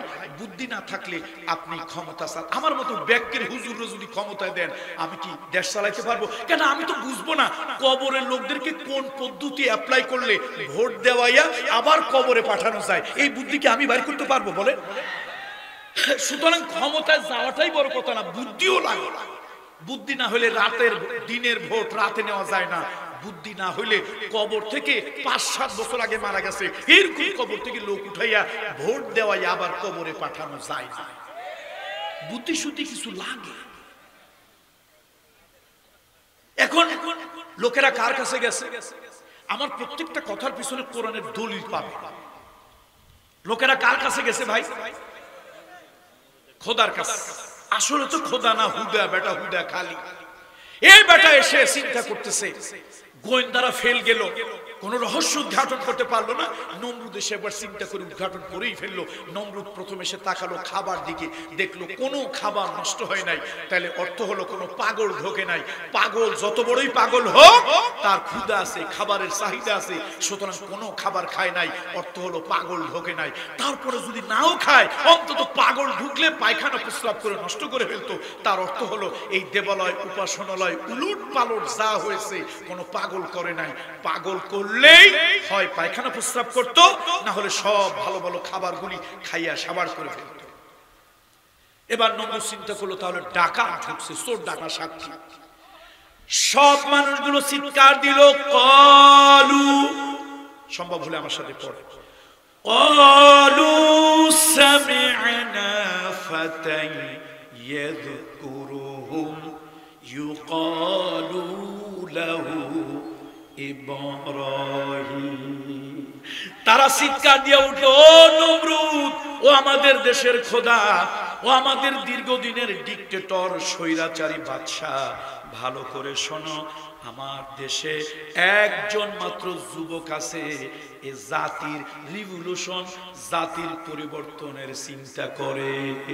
ইউকালু লাহু ইব্রাহিম। ওই যুবকের নাম কি? দেখছেন, কোরআন তাও বলে দিয়েছে, কোরআন তাও বলে দিয়েছে। নমরুদ কয়, বুঝছি এই লোকটাই আমার শত্রু। এই জাতির ভিতরে একজন লোক, একটা জাতির জাগরণ আনার জন্য হাজার হাজার ভেড়া ছাগলের দরকার নাই, জাতির জাগরণের জন্য একটা সিংহ শাবক যথেষ্ট। বন্ধুরা আমার, বন্ধুরা আমার, ইব্রাহিম খলিলুল্লাহ তাকে তলব করা হলো। অনেক লম্বা চূড়া কথা। এবার ইব্রাহিম আলাইহিস সালামকে আগুনে পুড়িয়ে মারার ষড়যন্ত্র করা হলো। আচ্ছা বলেন তো, ওই ষড়যন্ত্রে ইব্রাহিম আলাইহিস সালাম পুড়ে গিয়েছিলেন? কেন জান নাই? আল্লাহ চায়। আগুন জ্বালানো হলো, সেই আগুনকে জ্বালিয়ে দেওয়া হলো। কাকলা শেষে আগুনের ভিতরে ফু দেয় যাতে আগুন আরো বেড়ে যায়, আর ব্যাঙ এসে প্রস্রাব করে আগুন যেন কমে যায়। আচ্ছা, এবার বগুড়ার লোকদের কাছে আমার প্রশ্ন, একটা না, 10টা না, 1 কোটি কাকলাস, কি বলেন আপনারা, কাকলাস বলেননি? গিরগিটি, ওই যে টিকটিকি থেকে বড়, 1 কোটি গিরগিটিও যদি এসে ফু দেয়, আগুন বাড়বে? আবার নেবে? কিন্তু পক্ষ কার নিয়েছে, নবীর না ফেরাউনের, নমরুদের? এই যুগে এরকম কিছু দেশ গ্রামে বিভিন্ন জায়গায়, বিশেষ করে মসজিদের মহল্লার পাশে এরকম কিছু কাকলাস মার্কা লোক থাকে। তাদের ভয়ে, ওই বেয়াদবগুলির ভয়ে আমার জাতির আলেমেরা, খতিবেরা নির্ভয়ে খুতবা জুমার দিনে দিতে পারে না। আরে বেটা কাকলাস, তোর মতো 1 কোটি কাকলাস ফু দিলেও আগুন নিভবে না। কিন্তু কিয়ামতের ময়দানে আল্লাহর খাতায় উঠে গেছে, তুই নবীর দুশমন, তুই দ্বীনের দুশমন, তুই ফেরাউনের বন্ধু, নমরুদের বন্ধু, তার পক্ষে ভূমিকা নিয়েছিস। আর ব্যাংক কি করছিল? কথা কয় না, ব্যাংক কি করছিল? আচ্ছা, একটা ব্যাংক না, 10টা ব্যাংক না, 1 কোটি ব্যাংক যদি প্রস্তাব করে, আধা কেজি হবে? তো কি হবে এটা দিয়ে? আধা কেজি দিয়ে তো কিছু হবে না। তাহলে কোটি ব্যাঙ্গে প্রস্রাব করলো, হাজার হাজার কোটি ব্যাঙ্গে প্রস্রাব করলো, ওই আগুনের সামান্যতম নিবাতে পারতো না। কিন্তু ব্যাঙ্গে চেষ্টা করছে। এই জন্য সে কার পক্ষে? কার পক্ষে? নবীর পক্ষে। নবীর পক্ষে মানি হলো কার পক্ষে? আল্লাহ। এই জন্য খবরদার, কাকলাস মার্কা ভূমিকা নিয়ে না। অনেক টুপিওয়ালা দাড়িওয়ালা এই কাকলাস মার্কা ভূমিকা নেয়। আরে ভাই, নবীর পিছনে নামাজ পড়েছে আব্দুল্লাহ ইবনে উবাই ইবনে সুলুল, আল্লাহর নবীর পিছনে নামাজ পড়ে জাহান্নামী হয়ে গেছে। আর এক ওয়াক্ত নামাজ পড়ে নাই, একটা সিজদা দেয় নাই। নবীজি তার বুকের উপরে শাহাদাত আঙ্গুলি দিয়ে বলেছে, ইন্নাকা মিন আহলিল জান্নাহ, ইন্নাকা মিন আহলিল জান্নাহ। হাকাদা সালাসা মাররাত, 3 বার বলেছে। এক ওয়াক্ত নামাজ পড়েনি, একটা সিজদা আল্লাহকে দেয়। সেই সাহাবীর নাম ছিল আমর বিন সাবিত বিন ওয়াকিশ। সেই সাহাবীর নাম ছিল আমর বিন সাবিত বিন ওয়াকিশ। তার একটা ডাক নাম ছিল উসাইদ। আবু হুরায়রা থেকে হাদিস খানা বর্ণিত, উহুদের দিন ফজরের নামাজের পরে তিনি উহুদের মাঠে দেখতে আসছিলেন নবীজির করুণ পরিণতি, সাহাবীদের করুণ পরিণতি। যদিও তিনি কাফের, খুব সাহসী যুবক ছিল এই উসাইরিম। আমর বিন সাবিত বিন ওয়াকিস, প্রয়োজনে নামটা মুখস্থ রাখতে পারেন। এই ডাকনাম উসাইরিম, নিকনেম। সেই কাফেরটা যুবক, খুব টকবগে তরুণ যুবক, সাহসী যুবক, তার উহুদের যুদ্ধ দেখার জন্য সকালবেলায় আসলো। মুহাম্মদ রাসূলুল্লাহর দান মোবারক শহীদ হয়েছে, মুসলমানদের অবস্থা খুবই করুণ। এই দৃশ্য দেখে তার মনটা খারাপ লাগলো। ইসলাম অন্যান্য দলের মতো ধর্ম নয়, আর মুহাম্মদ সাল্লাল্লাহু আলাইহি ওয়াসাল্লাম নেতা, তবে জাগতিক নেতাদের মতো তিনি নেতা নন। তার মনটা ঘুরে গেল। এই মুহাম্মদ সাল্লাল্লাহু আলাইহি ওয়াসাল্লামের জন্য কিছু করা দরকার, ইসলামের জন্য কিছু করা দরকার। তিনি কাফের, এই অবস্থায় দৌড়ায় চলে গেলেন বাড়ি গিয়া যুদ্ধের ড্রেস পরলেন, খুব দামি একটা তরবারি হাতে নিলেন, হাতের মধ্যে একটা ঢাল নিলেন, সুন্দর একটা ঘোড়া নিয়ে আসলেন। উহুদের মাঠে যখন যুদ্ধে নামবেন, হঠাৎ তার মনে হলো আমি যদি যুদ্ধ করতে গিয়ে মরে যাই। এবার তিনি আকাশের দিকে তাকিয়ে বলেন, হে আকাশের মালিক, আনুষ্ঠানিক ইসলাম গ্রহণ করার মতো সময় আমার নাই। আমি তোমাকে এক আল্লাহ বলে স্বীকার করছি, মুহাম্মদ রাসূলুল্লাহ তোমার হাবিব, হাবিবে কিবরিয়া, তোমার নবী, তোমার রাসূল। আমি তার রিসালাতকে স্বীকার করছি। মালিক, আমি তোমার হাবিবের জন্য, দ্বীনের জন্য, ইসলামের জন্য ময়দানে নামতেছি। তোমার নবীর দুর্দিন চলছে, সুসময় বন্ধু অনেকেই হয়, অসময় হায় হায় কেউ কারো নয়। মালিক, আমি তোমার নবীর ইসলামের দুর্দিন দেখে আমি সাহায্যের জন্য নামছি। এই অবস্থায় যদি আমি মরে যাই, শহীদ হয়ে যাই, আমি যে কাফের নই, এই কথাটা ওহীর মাধ্যমে তোমার নবীকে তুমি জানিয়ে দিও। কে নামলো যুদ্ধে? ডাক নামটা অন্তত বলে উসাইরিম, উসাইমিন না, উসাইরিম।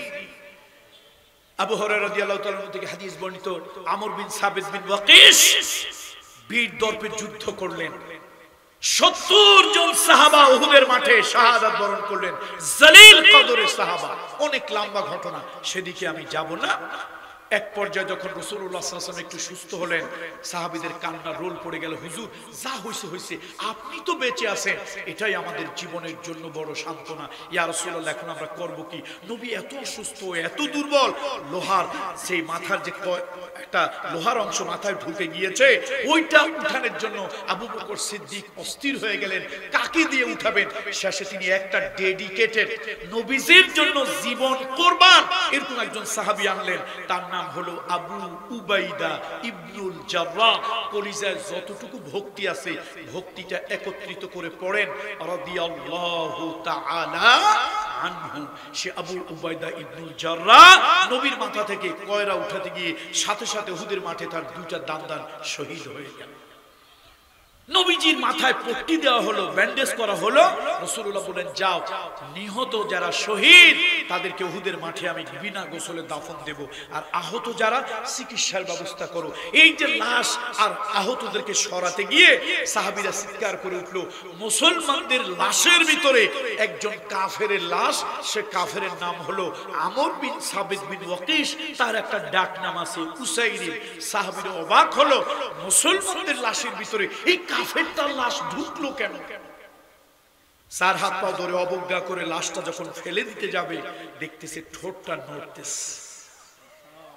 একজন গিয়ে ঠোঁটের কাছে কান লাগানো, সে বলতেছে, দেখো ভাই, আমার রূহ আমার জিহবার কাছে, আমার ঠোঁটের কাছে চলে আসছে, আমি যে কোনো সময় শহীদ হয়ে যাব, নবীজিকে জানিয়ে দিও উসাইরিম কাফের নয়, হাবিবে কিবরিয়া, রহমতের নবীর দুর্দিন, ইসলামের দুর্দিন দেখে আমি বরদাস্ত করতে পারিনি।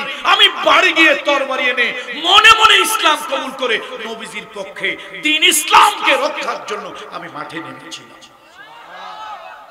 রাসূলুল্লাহকে কথাটা বলে দিও, এই বলে তিনি শহীদ হয়ে গেলেন। সাহাবীরা নবীজির কাছে বলল, নবীজি এত কষ্ট পেলেন, নবীজির চোখ দিয়ে ঝরঝর করে পানি পড়ছে। রাসূলুল্লাহ বললেন, আমাকে ওর কাছে নিয়ে চলো।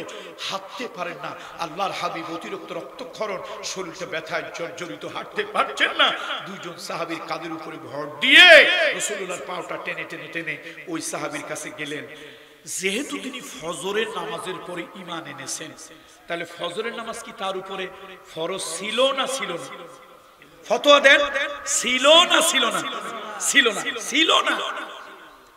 ইসলাম গ্রহণ করার পরে সব থেকে প্রথম যেই ফরজ একজন ব্যক্তির উপরে আসে তার নাম নামাজ, সালাত। তার নাম কি? সালাত। এখন ফজরের নামাজের পরে যেহেতু ইশরাকের পরে ঈমান আনছে, ফজরের নামাজ তার উপরে ফরজ ছিল। যোহরের সালাতের আগে তিনি শাহাদাত বরণ করেছেন। তাহলে যোহরের যেহেতু ওয়াক্ত আসে নাই অথবা এখনো ওয়াক্ত ওইরকম শুরু হয় নাই, এমত অবস্থায় শহীদ হয়েছেন, যোহরের সালাত কি তার উপরে ফরজ না? তাহলে দুই ওয়াক্ত সালাতের মাঝখানে এক ফরজ সালাত পান নাই। যেহেতু ফরজ সালাত পান নাই, আগে ছিলেন কাফের, তাহলে একটা সিজদাও আল্লাহকে দেওয়া সম্ভব হয় নাই। আবু হুরায়রা থেকে হাদিস বর্ণিত, নবীজি অনেক কষ্ট করে এই হাতটা হুজুর খুব কষ্ট করে উঠালেন, তার বুকের উপরে শাহাদাত আঙ্গুলটা রেখে নবীজি চোখের পানি ছেড়ে দিয়ে শাহাদা দিলেন, শাহাদা সাক্ষ্য দিলেন, ইন্নাকা মিন আহলিল জান্নাহ, ইন্নাকা মিন আহলিল জান্নাহ। হাকাযা সালাসা মাররাত, তিনবার বললেন তুমি আল্লাহর জান্নাতি, তুমি আল্লাহর জান্নাতি, তুমি আল্লাহর জান্নাতি। সাহাবীদের মধ্যে কান্না রোল পড়ে গেল, কেউ ফোফায় ফোফায় চিৎকার করে কাঁদতে লাগলো, উসাইরিম কত বড় ভাগ্য তোমার, এক ওয়াক্ত নামাজ পড়তে পারলে না, একটা সেজদা তুমি দিতে পারলে না। নবীর ভালোবাসা, দ্বীনের ভালোবাসা তোমাকে কাফের থেকে ঈমানের দিকে টেনে নিয়ে আসলো। তুমি দুঃসময় ইসলাম গ্রহণ করে ময়দানে নেমে শহীদ হয়ে গেলে, নবী তোমার সিনার উপরে শাহাদা প্রকাশ করলেন, তুমি জান্নাতি। আর আব্দুল্লাহ ইবনে উবাই আবা কাবা পাগড়ি জুব্বা, নবীজি ইমাম, তার পিছনে সে মুসল্লি, নবীজির পিছনে ইক্তেদা করে মুমিন, সে তথাকথিত মুমিন মুসলমান হয়েছে। বলুন সে কি জান্নাতি না জাহান্নামী? শুধু জাহান্নামী, শুধু জাহান্নামী, ফিদ দরকিল আসফালি মিনাল নার। এজন্য বলি ভাইরা আসুন, তো আমরা দুইটা সূরা থেকে বলতেছিলাম কার পরিকল্পনা বাস্তবায়ন হয়, আর দুনিয়ার সকলের পরিকল্পনা কি হয়? ব্যর্থ হয়ে যায়। ইব্রাহিম খলিলুল্লাহ এবার তার এই সত্যবাদিতার জন্য আগুন জ্বালানো হলো। কাল্লাস গিরগিটি তার বিপক্ষে গেল, ব্যাং তার পক্ষে গেল। আল্লাহু আকবার। ইব্রাহিম খলিলুল্লাহ আগুনে পুড়ে যাবে, আগুনের ভিতরে তার অস্তিত্ব বিলীন হয়ে যাবে। ফেরেশতারা কাঁদে, আমার আল্লাহ জানিয়ে দিলেন, ও ফেরেশতারা, আমার ইব্রাহিম খলিলুল্লাহ যদি তোমাদের কাছে সাহায্য চায়, তোমরা সাহায্য করো। মেঘের ফেরেশতা, বৃষ্টির ফেরেশতা, তারপরে আগুনের ফেরেশতা, বিভিন্ন ফেরেশতা এসে বলল, আমি এই ডিপার্টমেন্টের হেড, আপনি আমাকে একবার বলুন, একবার বলুন, একবার বলুন, আমরা আগুন নিভায় দেব, কিন্তু আপনার কোনো ক্ষতি হবে না। ইব্রাহিম খলিলুল্লাহ বললেন, শোনো, যে আল্লাহ আমাকে চোখ দিয়ে বানিয়েছেন, ওই আল্লাহ তাআলা কখনো অন্ধ হতে পারেন না। যে আল্লাহ আমারে কান দিয়ে বানিয়েছেন, ওই আল্লাহ কখনো বয়রা হতে পারেন না। যে আল্লাহ আমাকে জবান দিয়েছেন, কথা বলার শক্তি দিয়েছেন, ওই আল্লাহ তাআলা কখনো বোবা হবেন না। আমি আগুনে পুড়ে যাব, জ্বলে যাব, ছাই ভস্ম হয়ে যাব। এই দৃশ্য যদি আমার আল্লাহ তাআলার কাছে ভালো লাগে, তাহলে আমি ইব্রাহিমের জন্য ওটাই হবে বড় সান্ত্বনা, ওটাই হবে বড় পাওনা। তিনি আল্লাহর প্রতি রাজি রইলেন। আরশে আজিম থেকে আল্লাহ দেখছেন, আরশে আজিম থেকে আল্লাহ দেখছেন। আল্লাহ তাআলা লাইসা কামিসলিহি শাইউন, তবে আমার আল্লাহর কুরসি, আমার চেয়ার কুরসি ক্ষমতার চেয়ারের মতো নয়, আমার আল্লাহর চোখ আমার চোখের মতো নয়, সৃষ্টির চোখের মতো নয়, আমার আল্লাহর হাত আমার সৃষ্টির হাতের মতো নয়। লাইসা কামিসলিহি শাইউন। মহামহিম আল্লাহ তাআলা আরশে আজিম থেকে দেখলেন, গোপনে শুধু একটা অর্ডার দিয়ে দিলেন, কুলনা ইয়া নারু কুনি বারদাও ওয়া সালামান আলা ইব্রাহিম। এখন আগুনের মধ্যে পড়ে গেল ইব্রাহিম খলিলুল্লাহ। আগুন দাউ দাউ করে জ্বলতেছে, সব জ্বালিয়ে পুড়িয়ে ভস্ম করে দিচ্ছে। 3 মাইল উপর পর্যন্ত আগুনের লেলিহান শিখা ছড়িয়ে গিয়েছে, কোন উড়ন্ত পাখি পর্যন্ত ভর্তা হয়ে যাচ্ছে, নিমিষের ভিতরে সহ্য করতে পারছে না। আর নমরুদের লোকজন জ্বালিয়ে দাঁড়িয়ে বলছে, এই আগুন, এত পূজা করলাম, পূজার্চনা করলাম, কেন ইব্রাহিমকে জ্বালাচ্ছ না? সে স্বাচ্ছন্দ্যে ঘুরে বেড়াচ্ছে, তোমার ভিতরে পোড়ানোর শক্তি কি নাই? আগুনের ভিতর থেকে আওয়াজ হয়েছে, আছে কিনা তুমি দেখো, তোমার লোকজন আসো। এ নমরুদ, তুই আয়, তোর তক্তে তাউস, তোর এই ক্ষমতার মসনদ সুদ্ধা জ্বালায় পোড়ায় ছাই করে দেব, কিন্তু আমার আল্লাহর হুকুম ইব্রাহিম খলিলুল্লাহর একটা পশম আমি পোড়াতে পারবো না। তাহলে পরিকল্পনা কাটটা হলো। অনেক লম্বা কথা আমি বলবো না, আপনারা একটু পড়ে নেবেন। আমি নাম্বার বলে দিচ্ছি, 28 নম্বর সূরা। সূরাটার নাম হলো সূরা কাসাস। দয়া করে একটু বাড়ি গিয়ে পড়ে নেবেন। লম্বা কথা বলবো না, লম্বা ওয়াজ করব না। দুনিয়ার বুকে মুসা পয়গম্বর আসবেন।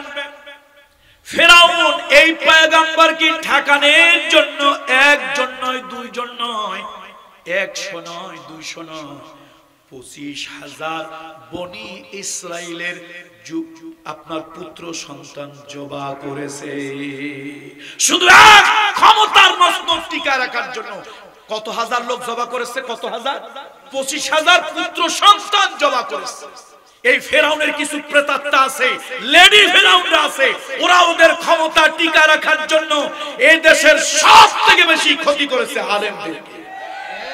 আয়না ঘরে নিয়েছে, গুম করেছে, খুন করেছে, ফাঁসির মঞ্চে চড়িয়েছে মিথ্যা অজুহাত দিয়ে। আমি আল্লাহর পরিকল্পনা মাঝে মাঝে দেখি, বিশ্বাস করেন আপনারা তো কারো প্রতি প্রতিহিংসা পরায়ণ, আমি কোন দলের প্রতি প্রতিহিংসা পরায়ণ না, বরং তাদেরকে বুকে জড়িয়ে ধরে ভাই বলে সম্বোধন করে বলি, ভাই তুমি শিক্ষা গ্রহণ করো। যেখানে বিরিয়ানি প্যাকেটের পর প্যাকেট বিরিয়ানি খাইয়া রাতের বেলায় হাজার হাজার কন্ডম ব্যবহার করিয়া শাহবাগে তোমরা যে মেলা মিলাইছিলা, সেইখানে তুমি বলেছিলে সতে সাইদি, তুই রাজাকার, তুই রাজাকার। আমার আল্লাহর পরিকল্পনা, আমার আল্লাহর পরিকল্পনা, ইন্নাহুম ইয়াকিদুনা কাইদাও ওয়া আকিদু কাইদা ফামাহিলিল কাফিরিনা আমহিলহুম রুয়াইদা। যেই জায়গায় দাঁড়িয়ে তোমরা বিরানি দিয়া রাতের বেলায় ছেলেমেয়েরা এক তাঁবুর ভিতরে থেকে সকাল বেলায় শত শত হাজার কন্ডম যেখানে পাওয়া গিয়েছে, সেই বিরানির প্যাকেট খাওয়াইয়া যাদেরকে দিয়ে স্লোগান দিয়েছিলে সতে সাইদি, তুই রাজাকার, তুই রাজাকার, আমার আরশে আজিমের মালিক গোটা জাতির চক্রান্ত ল্যাংটা করে ছেড়ে দিয়েছে। ওই জমিনে হাজার লক্ষ কণ্ঠে উচ্চারিত হয়েছে, তুমি কে আমি কে, রাজাকার রাজাকার, তুমি কে আমি কে, রাজাকার রাজাকার। 10 দিন যেতে না যেতেই আবার স্লোগান পাল্টে গেল। কে বলেছে? কে বলেছে? স্বৈরাচার, স্বৈরাচার।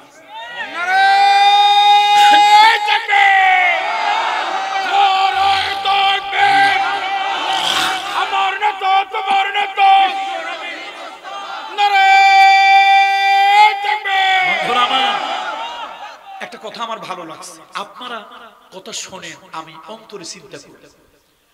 ওই আন্তর্জাতিক ট্রাইব্যুনালের প্রসিকিউটর, চিফ প্রসিকিউটর, আমি চিন্তা করলাম, আল্লাহ আপনি এত কিছু পারেন, আল্লাহ আপনি এত কিছু পারেন। আপনার পুত্র চিন্তা করতে করতে তো বেহুশ হয়ে যায়, এত কিছু পারেন আপনি। ওই ভদ্রলোক দেখে কয় যে সাইদিরে তো ফাঁসির হুকুম হয়েছে কোন গ্রাউন্ড ছাড়া, আর আমার কাছে এই পর্যন্ত যে এভিডেন্স, আমার কাছে যে প্রমাণ আসছে, আমি মিথ্যার আশ্রয় যদি না নেই, তারপর ওই লেডি মহিলাকে অন্তত এই সত্য প্রমাণ দিয়ে 1000 বার ফাঁসি দেওয়া যাবে। তাহলে তোমার করা ট্রাইব্যুনালে তুমি হলে 80, তুমি দিয়েছো মিথ্যা ফাঁসি, আর আল্লাহ তাআলা তাদের হাতে যে এভিডেন্স দিয়েছে, তোমার সত্য কোনো মিথ্যার আশ্রয় না হলো, তোমার ফাঁসি হবে কতবার? কম করে হলে 1000। আপনারা কোন আল্লাহ নাই? আর আমি তো আল্লাহর কুদরত দেখি, ওয়া মাকারু ওয়া মাকারাল্লাহ ওয়াল্লাহু খায়রুল মাকিরিন ইন্নাহুম ইয়াকিদুনা কাইদা ওয়া আকিদু কাইদা ফামাহিলিল কাফিরিনা আমহিলহুম। পয়গম্বর মুসার কথা, লম্বা কথা বলবো না, অধৈর্য হয়ে গেছেন, আরেকটু করবো না, ছাড়বো। এখন ফেরাউন ছিল তরমুজের ব্যবসায়ী। এই তরমুজের ব্যবসায়ীরা থাকলে রাগ করেন, তবে ফেরাউনের চরিত্র যেন না হয়। কিন্তু পিছে ব্যস্ত শের, শের বুঝেন তো, মানে পিস ধরে কিন্তু শের ধরে ব্যস্ত। এই চরিত্র যারা, ওরা ফেরাউনের খালাতো ভাই, কাছের মানুষ। যাক, যেরকম করে এটা শোনার পর সংশোধন হয়ে যায়। ফেরাউন এই তরমুজের ব্যবসা করে বহু পয়সা ইনকাম করছে। ইনকাম টিনকাম করে হঠাৎ তার মনের মধ্যে একটু পলিটিক্সের ইচ্ছা হয়েছে, নাম ছিল রমেসিস। নাম কি? রমেসিস। রমেসিসের ইচ্ছা হলো সেবার একটু জাতির সেবা করবে, কয় যে আমি আপনাদের সেবক হতে চাই। শব্দটা কি? কথা কয় না, শব্দটা কি? সেবক। পাবলিক চিন্তা করলো সেবক হইলো ক্ষতি কি, বেটা তরমুজের ব্যবসা বাদ দিয়ে সেবকগিরি করবে, খারাপ কি? বানাইলো সেবক। এখন চেয়ারে বসে দেখে ভালোই তো মজা লাগে, কয় যে সেবক হই আর কয়দিন থাকবো, আমি আপনাদের শাসক। এই শাসক হওয়ার পরে দীর্ঘদিন শাসন ক্ষমতা চালাইলে তার ভিতরে একটা অহংবোধ, অহংকার জন্ম নেয়, এরপরে হয়ে যায় শোষক, ডিক্টেটর। এটা পৃথিবীর ক্ষমতা অনেক দিন থাকার পরে ক্ষমতার এমন একটা মায়া, এমন একটা মায়া এই চেয়ারের সাথে জড়ায় যে রশি 3 গাছ গলায় লাগাইলো এই মায়া থেকে, এই আঠার জটা থেকে উঠাইতে পারে না। বেচারা ফেরাউন প্রথম হইল আসলো কি বলে? সেবক। তারপরে হইল কি? শাসক। তারপরে হইল শোষক। এখন সে ওইরকম স্বপ্ন দেখছে। দেখেন কথা আমার না, আমি বলছি, আমি কিন্তু লম্বা কথা বলবো না, ধৈর্যচ্যুতি ঘটবে। আপনারা বাড়ি গিয়ে পড়ে নেবেন। কত নম্বর সূরা? 28। সূরাটার নাম কাসাস। বলুন সূরাটার নাম কি? কাসাস।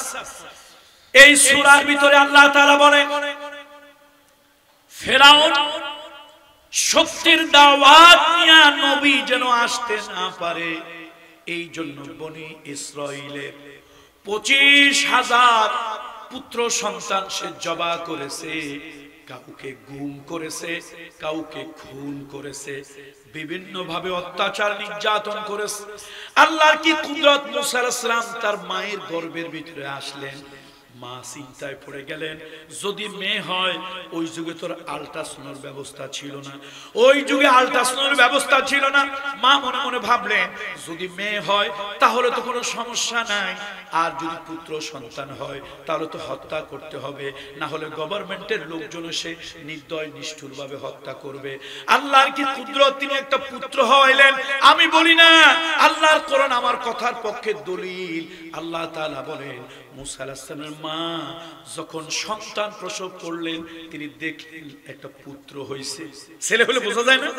যেমন ঠিক বাইতুল মুকদ্দাস মসজিদের ইমাম তিনি বুঝেছিলেন, তার স্ত্রী হান্না বিনতে ফাকুস কয় রব্বি ইন্নী ওয়াদাতুহা উনসা, হে আরশের মালিক, আমি নিয়ত করলাম তোমার জন্য একটা বাচ্চা আমি তোমারে দিয়ে দেব, আর আমি এখন ডেলিভারি করে দেখি আমি একটা মাইয়া হইছি। আল্লাহকে এই হান্না বিনতে ফাকুস, আমি আল্লাহর কি কানা মনে করছো? আমি আল্লাহ অন্ধ? আল্লাহু আ'লামু বিমা ওয়াদাত, তোমার যা হয়েছে সব আমি খবর রাখি। ওয়ালাইসা যাকারু কাল উনসা, তোমাদের আল্ট্রাসাউন্ড তো গতকালকে হয়েছে, আমি আল্লাহ হাজার লক্ষ কোটি বছর ধরে কার পেটে কি হয় খবর রাখি। মুসা আলাইহিস সালাম তো খবর রাখেন নাই ছেলে হবে না মেয়ে হবে। যদি মেয়ে হয় তাহলে তো অসুবিধা নাই, ছেলে হইলে তো অসুবিধা, সরকারি লোকজন এসে হত্যা করবে, জবা করবে, গোপন করে রাখা যাবে না। দেখেন আল্লাহর কি কুদরত, মা দেখে একটা ছেলে হয়েছে, ছেলে হবি তো এইরকম সুন্দর হয়েছে, মার কলিজা একদম ভেঙে খান খান হয়ে গেছে। এই ছেলে আমি কোনোভাবেই মারতে পারবো না, কাউকে মারতে দেব না, কিন্তু করি কি? আল্লাহ তাআলা সেটাও বললেন ওয়া আওহা ইলা উম্মি মূসা আন আরদিহি, আমি আল্লাহ তাআলা মুসার মায়ের কাছে আমি আল্লাহ তাআলা কি করলাম? আমি ওহী দিয়ে দিলাম, ও মুসার মা ওয়া আওহাইনা ইলা موسى أن أرضعه فإذا خفت عليه فألقيه في اليم ولا تخافي ولا تهزني إنا ردوه إليك وجاعله من মুরসালিন। আল্লাহকে আমি মুসার মায়ের দিলের মধ্যে ওহী দিলাম, ও মুসার মা দিলটা শক্ত করো, ভয় পাইও না, আন আরদিহি, তাকে দুধ খাওয়াইতে থাকো। যদি দেখো সরকারের সেলাবেলা গোয়েন্দা লোকজন তোমার বাড়িতে ঢুকে গেছে, আগুন জ্বালাবে, মারপিট করবে, যদি এরকম ভয় পাও ফাআলকিহি ফিল ইয়াম, ওই বাড়ির পাশে নদীর ভিতরে তাকে ফেলে দিও। মুসারে নদীর ভিতরে ফেলে দিও। চিন্তা করতেছেন, আল্লাহ বলতেছে ভয় পাইও না, দুধ খাওয়াও। যদি ফেরাউনের লোকজন তার সেলা সামুদ দ্বারা তোমার ঘরে আসে, আগুন জ্বালাইয়া পোড়াইয়া তোমাদেরকে অস্থির করে দেয়, সন্ত্রাস করে, রাহাজানি করে, ভয় পাইও না। ফাআলকিহি ফিল ইয়ামে, ওই দরিয়ার ভিতরে ফেলে দিও। আমি আল্লাহ তোমার সাথে ওয়াদা করতেছি, ইন্না রাদ্দুহু ইলাইকে, আমি আল্লাহ তোর সাথে একটা ওয়াদা করতেছি মুসার মা, ওই নদী থেকে উঠাইয়া তোর কোলেই বাচ্চা আমি ফিরাই দিই। আপনারা কি কল্পনা করেন, নদীতে ফেলা বাচ্চা কোথায় ফিরায় দেবে? আবার কোলে, মায়ের কোলে ফিরায় দেবে। এই আপনার আমার এই ঈমান দিয়ে এটা তো বিশ্বাসই করতাম না। নাউযুবিল্লাহি মিন যালিক। মার কিন্তু ঈমানটা ঠিক আছে, মায়ের ঈমানটা ঠিক আছে। মা দুধ খাওয়াইতে লাগলো, আর মুসা আলাইহিস সালামের বোনকে পাহারাদার বানাইলো। এই বাড়ির এলাকায় সরকার দলীয় কোনো লোকজন যদি দেখো, গভর্নমেন্টের কোনো গোয়েন্দা সংস্থা যদি দেখো, এসে বলবা একদিন মুসা আলাইহিস সালামের মা রান্না বান্না করতেছে, তার বোন পাগলের মতো হয়ে হন্তদন্ত হয়ে ফিরে এসেছে। মা সর্বনাশ হয়ে গেছে, সর্বনাশ হয়ে গেছে। মা কি হয়েছে? মা গো, গভর্নমেন্টের লোকজন একেবারে আমাদের বাড়ির কাছাকাছি চলে আসছে, আশেপাশের বাড়িগুলো চেক করতেছে। কোন কোন তফসিরে এসেছে ছোট্ট বাচ্চা সাথে নিয়ে আসছে।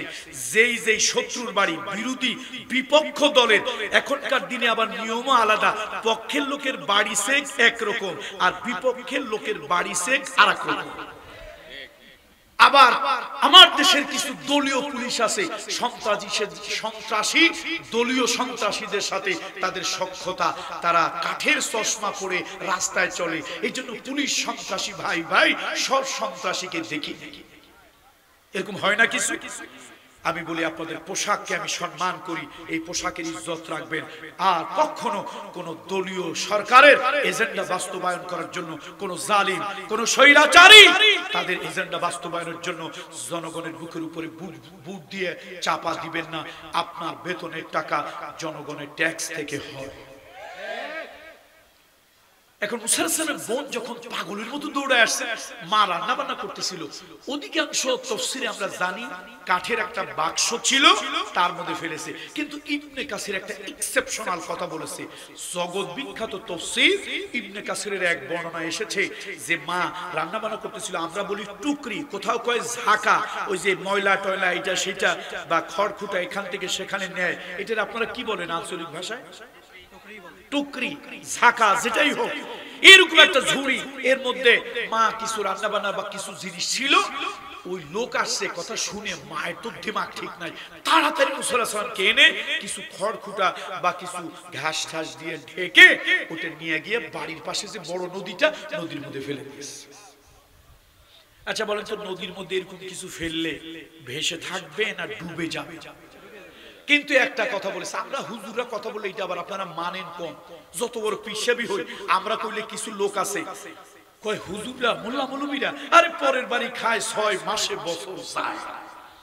কিন্তু ওই যে দাঁড়ায় দাঁড়ায় রাস্তার পাশে বিভিন্ন জায়গায় প্যান্টের বুতাম খুলে যারা দাঁড়ায় দাঁড়ায় ব্রাশ ফায়ার করে, তারা যদি কোনো কিছু কয় না উনি একজন বিশেষ অজ্ঞ, ওনার কথা গ্রহণ করা যায়। আমরা হুজুররা কইলে মানেন না, কিন্তু ওই জাতীয় লোক বললে ঠিকই মানেন। আমি নবম দশমে বিজ্ঞানের ছাত্র ছিলাম, জানি না আপনারা এখানে বিজ্ঞানের কেউ ছাত্র আছেন কিনা, যার ছাত্র জীবনে নবম দশম শ্রেণীতে বিজ্ঞান ছিল। আমাদের সময় আমরা একটা বিজ্ঞানের সূত্র পড়েছি, আর্কিমিডিসের সূত্র, তরল পদার্থের ঊর্ধ্বচাপ। বলুন তো সূত্রটার নাম কি? তরল পদার্থের ঊর্ধ্বচাপ।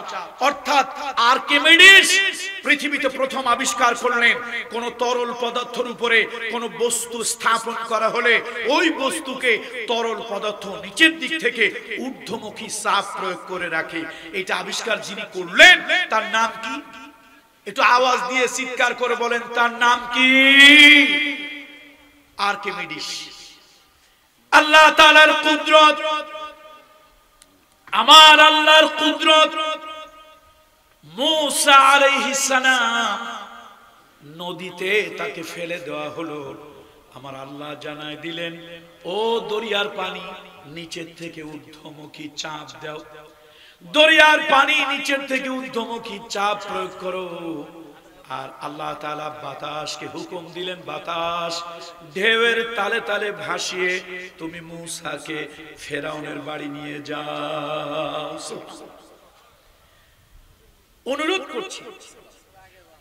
করছি পৃথিবীতে যদি হতে চান দুইজন ভালো মানুষের মতো অনুকরণীয় ভালো মানুষের মতো মানুষ কয়জন? একটু আওয়াজ না দিলে তো বুঝবো আপনাদের ক্ষুধা লাগছে।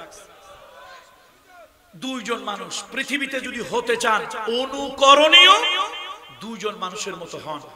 একজন মহামানব হলো আবু বকর সিদ্দিক, বলেন রাদিয়াল্লাহু তাআলা আনহা। আরেকজন হলেন বিবি আসিয়া। যতগুলি তাফসীর আমি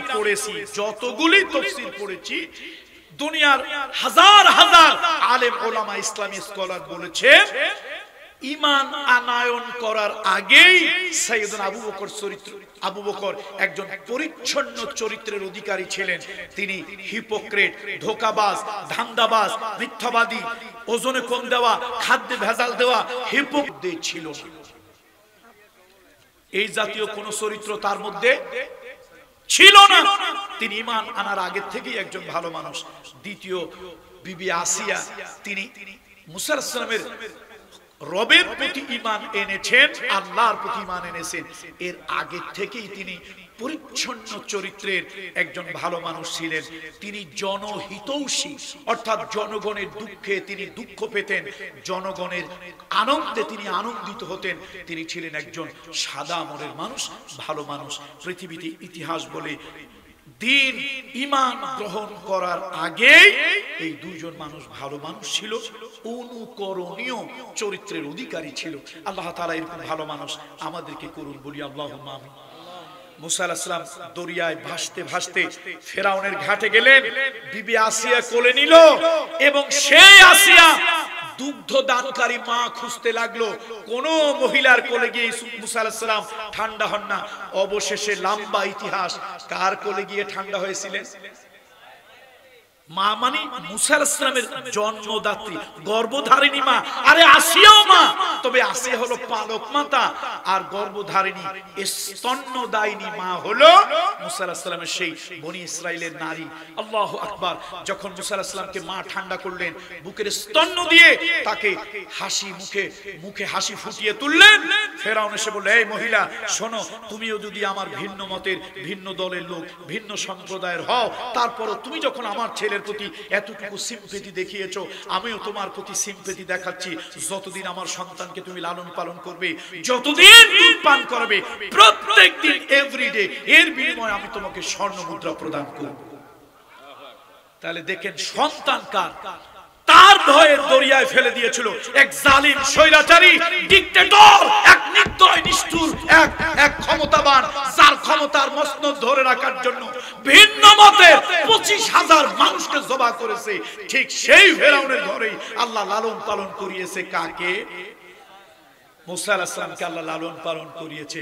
সুতরাং আসুন, বক্তব্য আমার আর দীর্ঘায়িত নয়। পৃথিবীতে যারা যে পরিকল্পনা করেন, এই ঈমানটুকু রাখেন, আপনার পরিকল্পনাই চূড়ান্ত নয়, আপনার পরিকল্পনাই চূড়ান্ত নয়, আপনার পরিকল্পনাই সর্বশেষ পরিকল্পনা নয়। আকাশ এবং জমিনের যিনি মালিক, সেই সর্বময় ক্ষমতার মালিক মহামহিম আল্লাহ তাআলা, তিনি যেই পরিকল্পনা করেন, সেই পরিকল্পনাটাই চূড়ান্ত পরিকল্পনা হিসাবে পরিগণিত হয়। আসুন, দুনিয়ার মানুষ যতই ষড়যন্ত্র করুক, যতই পরিকল্পনা করুক, আল্লাহর ইচ্ছা ফাআলুল লিমা ইউরিদ, ইন্নাল্লাহা ইয়াফআলু মা ইয়াশা। আল্লাহ যা চাইবেন তাই হবে। আল্লাহ তাআলা আল্লাহর এই কথার উপরে ঈমান রাখার, বিশ্বাস রাখার তৌফিক আমাদেরকে আল্লাহ দান করুন। এখান থেকে আমরা শিক্ষা নেব, যারা ক্ষমতা থেকে পতিত হয়েছেন তারা শিক্ষা নেবেন, যত বড় ডিক্টেটর স্বৈরাচারী হন, পৃথিবীর ক্ষমতার মসনদ কারোর জন্য চিরস্থায়ী নয়। আর সামনে যারা ক্ষমতায় যেতে চাচ্ছেন, আল্লাহ যাদেরকে নেবে, এখান থেকে তারাও শিক্ষা গ্রহণ করবেন। জনবিচ্ছিন্ন হয়ে গেলে একদিন এর থেকেও ভয়াবহ পরিণতি আল্লাহ আপনার কপালে ললাটেও লিখে দিতে পারে। তাহলে আজকের আমাদের মূল আলোচনার কনক্লুশন আমরা চলে গেলাম। আল্লাহ তাআলা আমাদের ভালো রাখুন, সুস্থ রাখুন, ভালো মানুষ হওয়ার তৌফিক আল্লাহ তাআলা দান করুন। পৃথিবীতে মানুষ আছে, তবে ভালো মানুষের অভাব। আল্লাহ তাআলা আমাদেরকে ভালো মানুষ হিসেবে গ্রহণ করুন, আল্লাহর পরিকল্পনা বাস্তবায়ন করার তৌফিক দান করুন। আসসালামু আলাইকুম ওয়া রাহমাতুল্লাহি ওয়া বারাকাতুহু।